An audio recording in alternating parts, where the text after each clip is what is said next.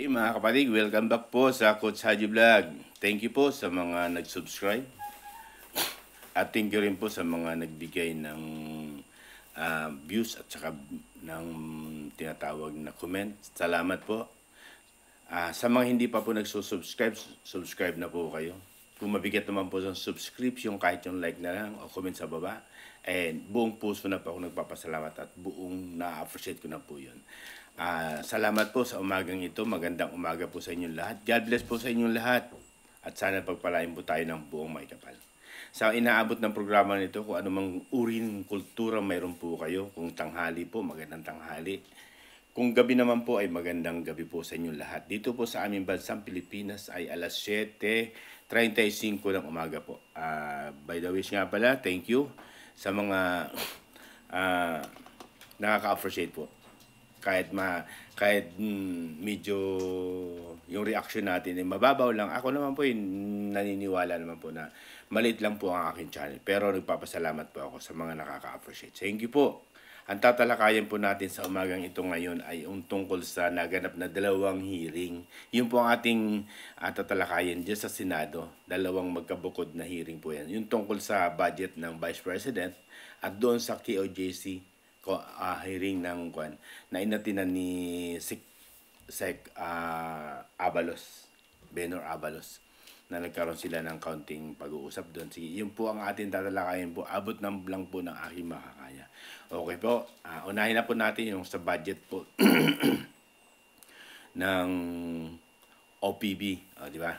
Office of Vice President ng ating nagkaroon po ng kaunting pagtatkuan doon, sagutan ni Senador Rizal Tiveros at saka ni Vice President. Okay po. Ang nakakakuan doon, di ba? Nakita ko si Vice President Inday Sara, talagang nagtitimpi lang, nagkukuha lang talaga siya. Doon ko nakita, bigyan lang natin ng reaksyon at opinion ko lang po. Nakita ko doon yung pagiging patient niya regarding doon sa mga kaganapan. Talagang iniiwasan niya yung mga parang mga salitang mga tinatawag na dangan nga lang, di ba? Na natitrigger na rin po siya doon sa mga situation na talagang may mga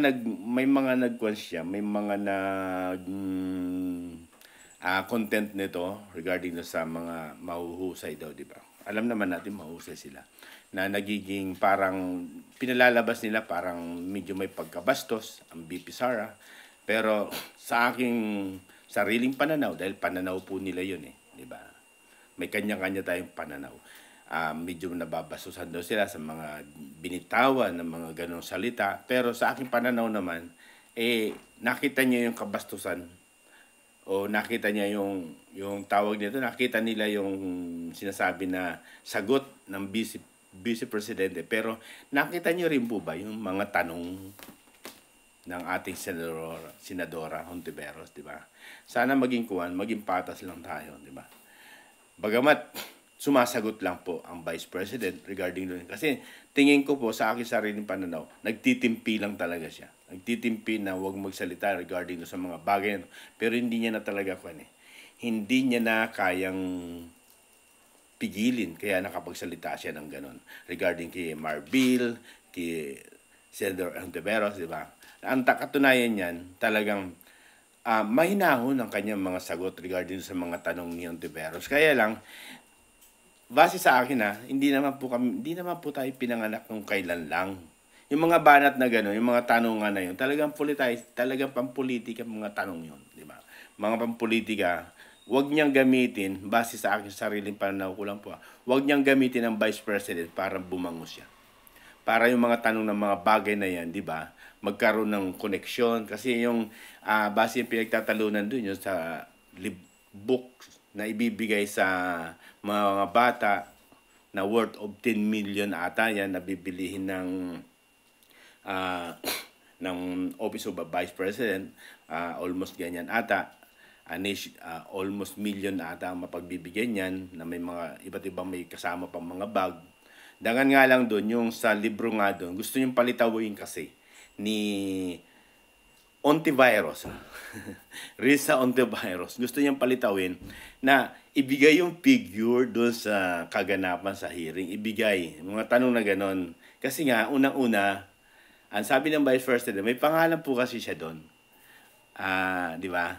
Kwentong kaibigan, di ba? Parang ganon ang title ata nung kanyang sa book na yon. Di ba? Doon siya na eherete. O tama, parang doon siya parang nakuha siya, nako-confuse, di ba? O na tawag nito, para bang gusto niyang isiwalat ni Vice President yung kaganapan tungkol sa book na yon. Kasi nga, di ba? Parang pinopolitika kasi nga may pangalan doon si Vice President, di ba? Sa book na yun. Siyempre, siya ang gumawa nun eh. Base sa aking opinion, talaga hindi niya pwedeng hindi lagyan ng pangalan yung book na yun. Bagamat, di ba, babayaran ng Office of Vice President yung book na yun. Pero alalahanin natin mga kapatid, kwento niya po yun. Di ba? Kwento niya na para sa mga bata. Tapos, di ba, bilang siya ang nagkwento, ipinapublish yan o kaya pinaayos yan sa isang paggawaan ng books. Pero, lagi na, ito yung sinasabi ko, kaya, kumbaga, gusto niyang dalhin ni Risa Ontiveros, si Vice President, doon sa bagay na yun para i-reveal niya yung kaganapan na yun, kung ano man yung tanong na, kumbaga, nagtatanong nga lang daw siya, Senator Ontiveros, regarding doon sa kaganapan ng book na yun. Sumagot naman ang Vice President na, huwag kayong mag-alala, bibigyan naman po lahat. Diba? Bibigyan naman, even si Senator Risa Ontiveros ay bibigyan din. Kaya nga lang, doon sa hearing na yun, gusto niyan doon sabihin. Diba?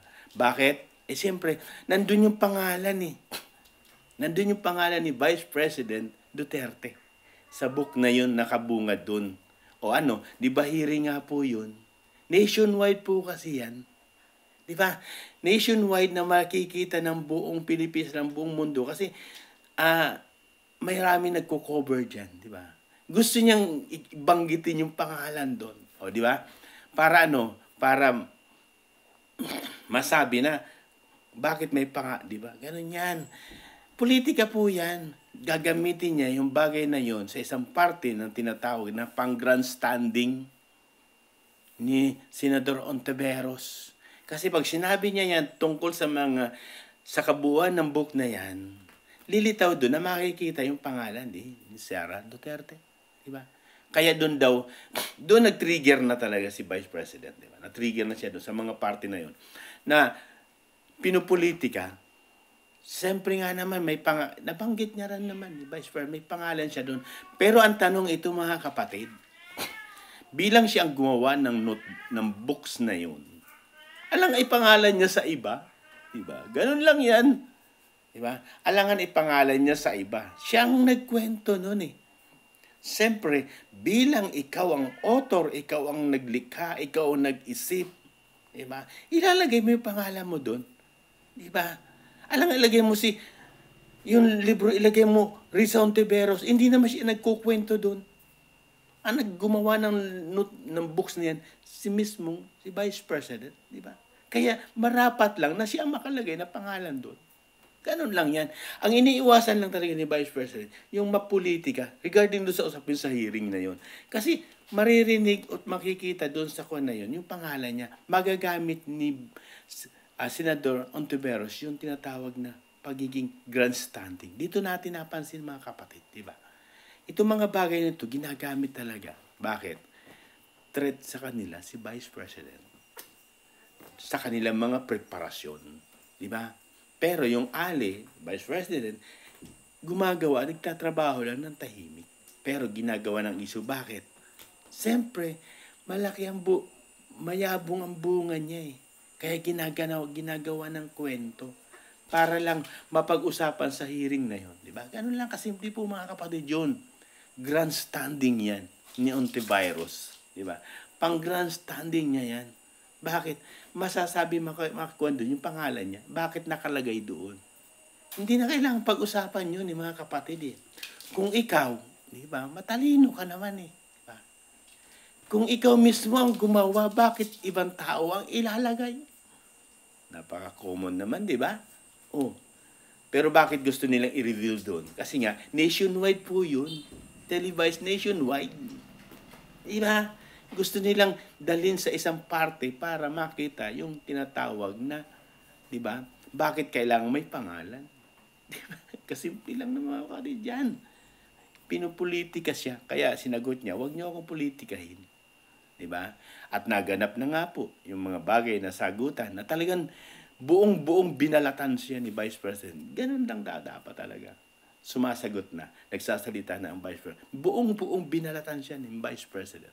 Ganon katindi na walang kautang-utang na loob. Manggagamit para pare-pare sila, di ba? Di ba? Ang gandang pakiusap ni-reveal ni Vice President regarding doon.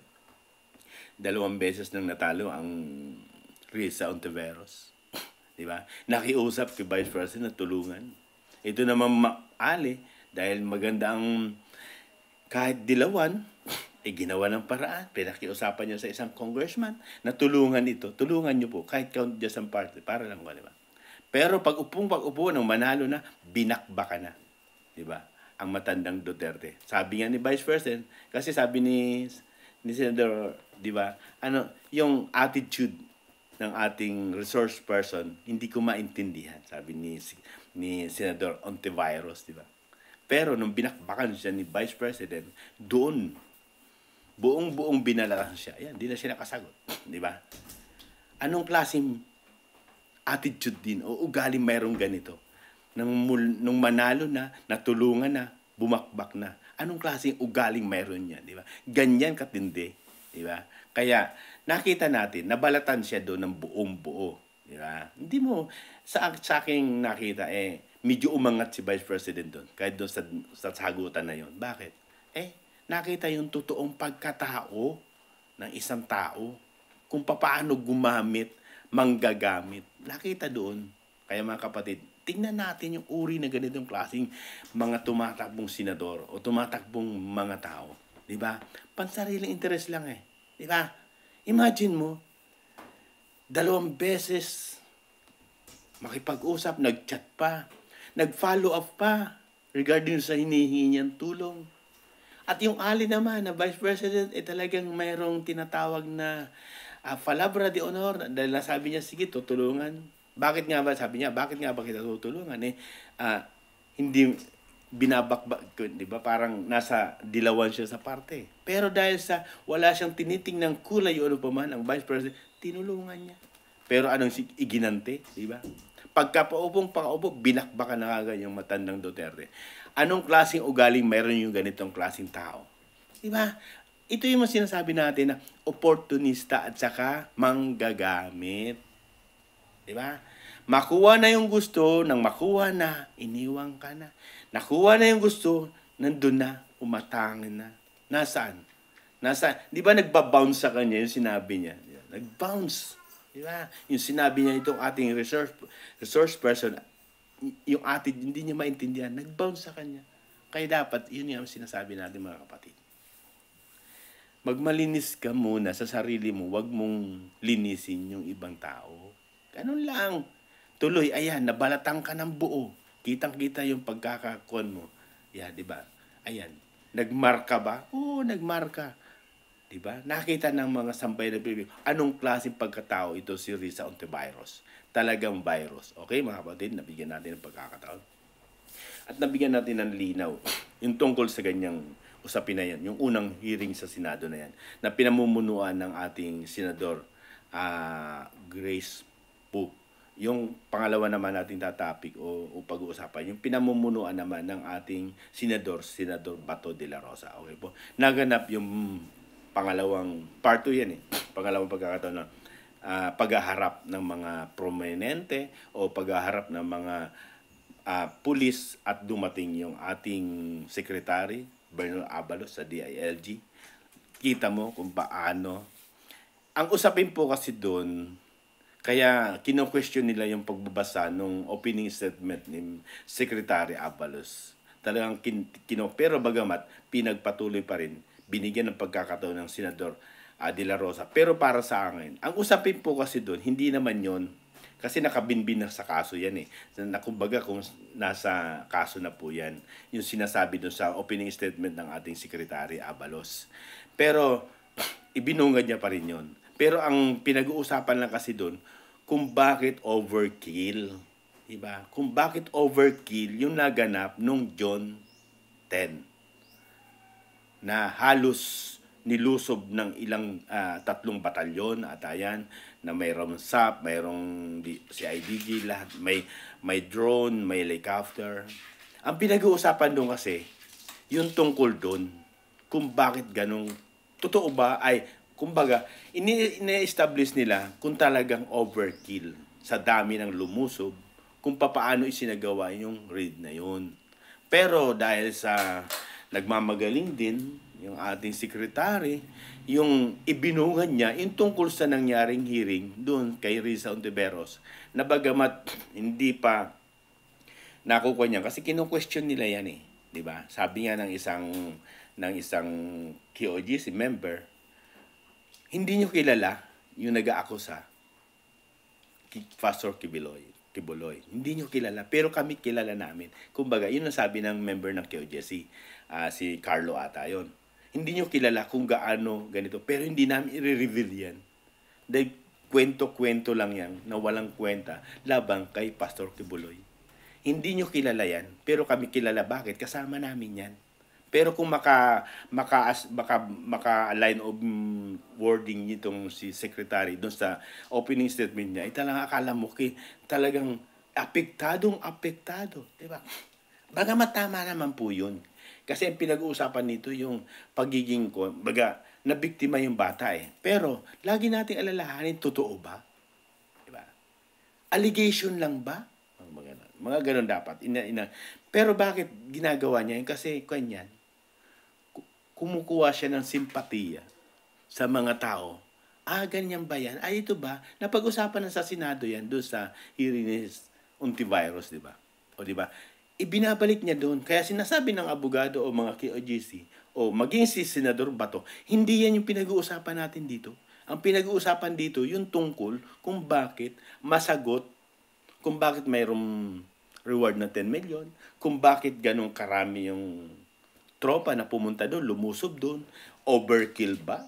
Yun ang tinatanong nila. Dapat yun ang i-establish. Pero sinabi ni Abalos, kasi abogado rin yan eh. Magaling yan eh. Magaling yan sa mga ganyan sistema. Dinadivert niya doon tungkol sa nabiktima. Kung bakit related daw yun tungkol doon. Bagay, tama naman. Related doon bakit nagkaroon ng asunto. O bakit binuhay. Kasi 4 na taon daw yan eh. Na dinismiss, 4 na taon na natingga, tapos binuhay uli ng DOJ. Diba? Tapos yung mga sagutan doon, tungkol sa legalidad, kung papaano, tungkol sa bounty, yun, kung papaano, may mga, alam na, kasi talagang yan, synchronized na po yan. Maging sa DOJ, synchronized na po yan. Sa NAPOLCOM, medyo tumitimpi kaunti, pero sa DOJ, talagang ipinipilit nila yung tungkol doon na wala naman daw masama doon sa mga. Pero pag binasa mo naman, yung nakasaad sa batas na sinasabi ng Attorney Torrio, napakalinaw naman. Di ba? Napakalinaw naman na bawal nag-donate o mag-solicit sa isang lalo't higit government official. Ang linaw naman ng guidelines doon. Pero ba't binabali? O bakit sinasabi na ganon? Kasi nga, synchronized na po yan. Alam na natin yan, na talagang, bakit? Siyempre, bilang DOJ USIC ka, mag-aasta ka ba doon na isang parte na gano'n? Sigurado na yan, matik na yan, di ba? Gusto mong manatili, di ba? Ganun. Pero ang napansin doon, opinion ko lang po binabali talaga nila yung nakalagay sa saligang batas. Malinaw naman, mayroon pang memorandum ang NAPOLCOM regarding doon, di ba? O anong basis yung mga binabanat ni DILG, ba't hindi niya kayang i-reveal yung nag-donate ng 10 million na individual na citizen, ordinary citizen, hindi talaga mula sa government yung pondo na yun. Kasi nga may panganib daw. But naisip niyo yung panganib doon sa nagbigay, pero yung binigyan niyo ng bounty, hindi niyo ba naisip na nanganganib din yun? Di ba? Bagamat oo, tama, naniniwala tayo na wanted nga po yun. Nagbigay na ng tinatawag na warrant, di ba? Binaba ng warrant. Pero lagi natin tandaan, mga kapatid, ang sinasabing ganyan, na may mekos-mekos. Biruin mo, natingga ng 4 na taon, dinismiss sa Davao Court, di ba? Tapos muling binuhay. Sus naman, mga kapatid, di ba? Hindi tayo abogado pero nakita natin kung papaano talagang binuhay ulit yan. Bakit? Siyempre, para sa isang parte na sa kapakinabangan nila. At doon nakita, at base doon sa revelation ng kanilang press conference ng KOJC, yung reward daw na nagmula sa US na ibigay na, segue lang tayo doon sa KOJC first conference, segue lang tayo, na ibigay na, kaya pala nagkukumahog na itong mga to. Base doon, tatanong lang sila nagsalitaan. Tinatawag nilang busdada. Diba? Naibigay na, kaya pala nagkukumahog. At init na init, di ba? Atat na atat kay Pastor Kipuloy, di ba? Ganon katindi, di ba? Walang problema kung may kaso Ipatupad kung nagkasala, parusahan. Bakit? Kung totoo na ganon, nilapastangan niya o ginanon niya ang isang biktima, parusahan. Walang dapat manaig sa batas. Batas ay batas. Di ba? Pantay-pantay dapat ipatupad. Pero bigyan nyo ng pagkakataon. Hindi yung, di ba? Hindi pa nakukuha sa, bagamat na isang panayam, pero nahusgahan nyo na. Lumalaban naman at handa naman harapin. Pero may mga pagbabanta po kasi. Siyempre, may mga intelligence din sa mga yan. Kasi kung titingnan mo mabuti mga kapatid, simple-simple lang naman. Harapin niya yan. Dahil may kuha naman po yan May tinatawag na, siguro ginawa nila, wala nang bilyan, di ba? Anong mangyayari doon? Kaya mga kapatid, sana nakita natin ang tama at mali. Pakita natin ang mali.